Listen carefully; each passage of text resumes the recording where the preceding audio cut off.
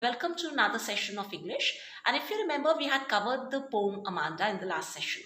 Now, children, today you are going to find that the page before you is quite a colorful one. Now, any guesses what we shall take today? Okay, today we shall take up literary devices. Yes, it's there. It's written there at the top of the page. You can find it there. Now, before discussing the literary devices that are there in the poem, let's discuss the very term. So first of all, let's discuss what we actually mean by this term literary or poetic devices. Now children, literary devices or poetic devices is basically, you can say, or are the devices or tools that are used to enhance the beauty of the verse or of the poem, you can say, right? That means they simply enhance the meaning or the intensity of emotion and feeling that is being conveyed through the poem. Fine. So you can find on your page there are 3 or 4 devices or literary devices written there. Now we shall take them up one by one. So let's start with the easiest one. Now can you find this word repetition? Now repetition, children, is simply the act of repeating something which has already been mentioned earlier. Okay, what is repetition? Repetition simply means the act of repeating something, as the name itself suggests, repetition.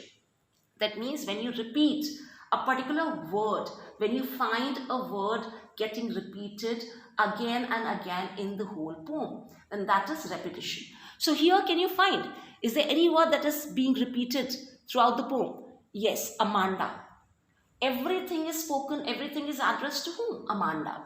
So don't bite your nails, Amanda. Don't hunch your shoulders, Amanda. Did you finish your homework, Amanda? So what is getting repeated? Amanda. So on this word Amanda, we have the poetic device repetition. Okay. Now let's start with the next one. Now we have imagery. Okay, let's start with this one, imagery. Now, imagery, children, is simply a poetic device with the help of which you can simply visualize or you can create images, beautiful pictures in your minds. Okay, that means when the description is done in such a manner by the poet that you can easily draw pictures in your minds, beautiful pictures, or you can visualize that thing. You can draw pictures in your minds. Okay, now can you find, I have underlined a few words here. Now, here on drifting blissfully. Now, if you remember, she was imagining herself after the set of instructions that were given to her in the first stanza. She was imagining herself to be a mermaid. Okay, that is a mythical sea creature. So now, where do we have imagery here? On drifting blissfully. The moment we say drifting blissfully, that means simply we can imagine somebody carried away, getting carried away, or flowing with the current of water, okay, or getting carried away with the flow of water. Fine. So on drifting blissfully, we have imagery here. Fine. Now, as you can see here, we have one more word, anaphora. Now, children, what do we mean by anaphora? By anaphora, simply we mean the repetition of a word or phrase at the beginning of successive clauses. Okay.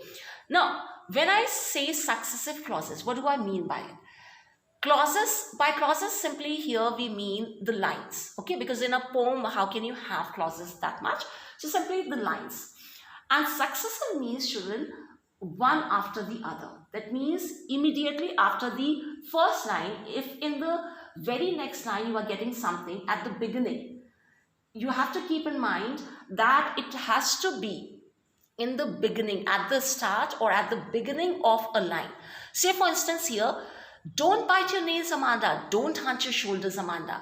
So don't bite, don't hunch. Are we repeating any word here? We are repeating don't. So we have anaphora on don't. Why? Because it's the repetition of a word. Okay. We can also have a phrase. Say for instance, come to your second stanza. We have, did you finish your homework, Amanda? Did you tidy your room, Amanda? So we have a set of words here. We have 2 words coming here, which are getting repeated, which are being repeated. So, did you? So, we have anaphora again on did you. Okay.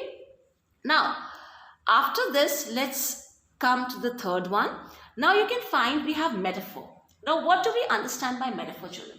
Metaphor simply means when we compare two nouns, which actually are entirely different, which are completely different from each other, and we call the first noun as the second itself. Say, for instance, if we say, camel is the ship of the desert. So, camel is being compared with ship. And camel is an animal, ship is a means of transportation. Okay, now why are we comparing these two? And we are calling camel as a ship in the desert. So why are we comparing both? Because camel is, we are saying that camel in the desert is used as a ship is used on sea. Okay, so that's why we are comparing what? We are comparing camel with ship. So in the same manner, when you simply, that means when a word suggests something else, okay, you can say it is used in place of something else, that it is suggestive of something else, then that is metaphor. Okay, now say for instance here we have emerald sea. Now we are comparing this emerald. Emerald is actually a precious stone. If you remember, while explaining the poem, I had explained you emerald is a gem, it's a precious stone. Now emerald is green in color. Okay, and the color of the sea is also what? Green. It's sort of bluish green, you can say, right? So we are comparing a precious stone with sea. And these two objects are completely different from each other. But what is the one thing which is the one common point or common element between the two? That is the color. Okay. Then we have orphan. I am an orphan. Now Amanda is comparing herself or is calling herself as an orphan. So here it is metaphorical because she's calling herself as an orphan. She's saying, I am an orphan. Okay, so that's why. Then you have on, just give me a minute. Okay, here we have, first of all, on the silence is golden and the freedom is sweet. Okay, now can you see it? I'll just enlarge it. The silence is golden and the freedom is sweet. Now, why do we have on this one? Because silence has been compared to the golden color. Okay, we are saying that silence is as bright, as good as the golden color. Okay, and then the freedom is sweet. That means we are saying freedom is sweet when tasted. Okay, it is sweet when tasted. Then you can find one more word, children, here, allusion. Okay, now allusion simply means a passing or indirect reference. Fine. Now look at these lines. Allusion simply means when you simply use a particular word without explaining it in detail. That means without explaining it explicitly. Okay, you are not getting into the details of that word, of that term, but at the same time you are mentioning that word. You have a reference of that word in that poem. Then that is known as allusion. Okay, now where do we have allusion here? First of all, I am a mermaid drifting blissfully, if you remember. So mermaid is a mythical sea creature, but she is not describing that mermaid, that mythical sea creature. She is simply saying I am a mermaid. Okay, so there is a passing or indirect reference of it. Then you have I am Rapunzel. Okay, I have not a care, you remember this line? Can you see Rapunzel? So I am Rapunzel. Rapunzel, if you remember, is a German fairy tale character. Okay, so that's why there is a passing reference. She's not narrating the whole story of Rapunzel. She's just mentioning the name of Rapunzel. Okay, of that fairy tale character. So that's why on this word we have. Then we have repetition we have done. Okay, now let's come to the next one. Metaphor we have discussed. Okay, now mermaid. Okay, alliteration. Now let's come to alliteration. Now what is alliteration, children? Alliteration simply means the occurrence of same sound or letter at the beginning of words coming in close proximity. I have given the definition here. Can you find it? Now I'll just explain you what we mean by that. Now can you find this line, children? Simply stop that slouching, sit up straight, Amanda. Everywhere I've underlined this particular letter S. And what is the sound that comes out of it? Sir. Okay, so whenever you have any same sound, any similar sound. That means a particular sound is getting repeated at the beginning of words, nearby words. That means at the beginning of words which are in close proximity. Proximity means which are coming near each other, or that means they are nearby words. Okay. Then if you find any word, or sorry, any letter or any sound repeated, but it should be at the beginning, then that is known as alliteration. Say for instance here, stop that slouching and sit up straight, Amanda. Okay, so sir sound is getting repeated. Stop, slouch, sit straight.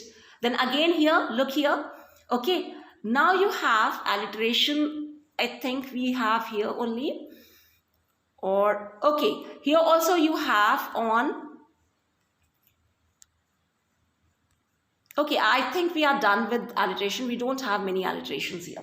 Okay, then you can find here, we have assonance also. Okay, now assonance simply means, children,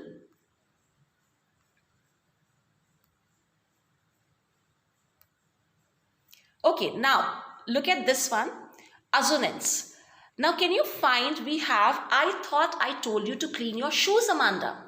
Okay, now what is assonance? Assonance, children, simply means resemblance of sound between syllables of nearby words, especially from the rhyming of two or more stressed vowels but not consonants. Okay, now I'll explain you. This is the exact definition. Now what do we mean by it? Resemblance means, children, similarity. Okay, sound you already know. Now resemblance of sound, that means when you get a similar sound between syllables of nearby words. Now you're going to wonder what a syllable is. Now children, syllable simply is a unit of pronunciation which has one vowel sound with or without surrounding consonants. That means in a word, if you find one vowel sound is coming there, then that is a syllable. Okay, you can have 2 or 3 syllables also. Now it is generally from 2 or 3 stressed syllables. Okay, 2 or 3 stressed vowels. Fine.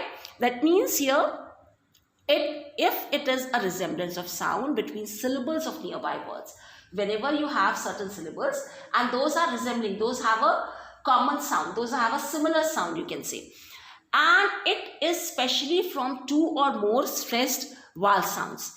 But you have to keep in mind, it should not be a consonant sound. It has to be a stressed vowel sound, 2 or 3 stressed vowel sound. If it's going to be a consonant one, children, it's going to become consonants. Okay, so that is going to become the opposite of assonance. So where do we have assonance here? Assonance, as you can see here, we have on I thought I told you to clean your shoes, Amanda. So I thought I told you to clean your shoes, Amanda. O sound, okay. Thought, told, you, okay, and you here, your. Okay, so here we have O sound. On O sound we have. Fine. Then look at the last line here, children. Will you please look at me when I'm speaking to you, Amanda? Here we have on E. Please. Okay, me. Fine. These 2 words. Speaking. Okay, so here we have on these this particular line. The last line also we have on E sound. Fine. Please, speak, speaking, and me. Fine. Then you have, I think that brings us to the end of literary devices that are there in this poem. Fine. So thank you, children, for attending this session. Thank you so much.